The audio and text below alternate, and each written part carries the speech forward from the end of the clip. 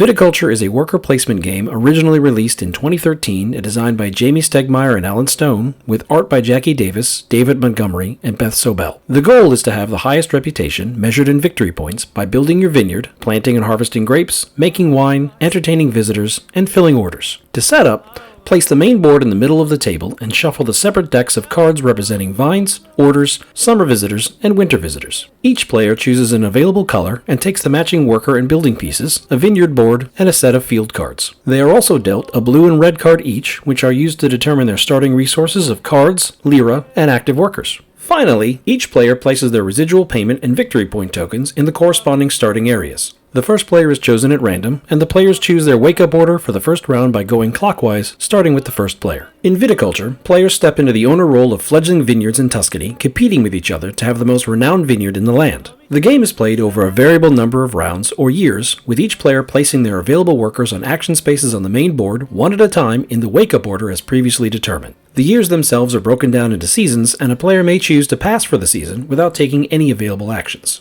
There are a variety of actions on the main board for the players to take, including drawing the various cards into their hand, playing cards from their hand, building structures for their vineyard, recruiting additional workers, harvesting grapes from planted vines, making wine from their existing grapes, and filling orders for specific wines. The year moves to the next season once all players have passed, with the year ending when everyone has passed in the final season. Wake-up order for the next year is chosen, and the game continues. Victory points are earned through a multitude of sources, including visitor cards, summer and winter, structure bonuses like the windmill or the tasting room, some board-based bonuses, and fulfilled wine orders. Whenever any player reaches or exceeds 20 victory points, the game will end at the close of the current year. The player with the most points wins, with ties broken by remaining lira, wine value in the cellar, and harvested grape value. I've always been more of a rum person myself. Wine seemed complicated, expensive, and far too sophisticated. When I first started exploring the realm of modern tabletop games a few years ago, Viticulture was one of the games that fell into those same categories. How could I possibly learn such an elaborate rules system, much less teach it to others so that I could share it with them? Turns out, it's not that hard or that Byzantine. Often the barrier for entry to new recreations is simply motivation and time, but in this case, it was merely getting out of my own way.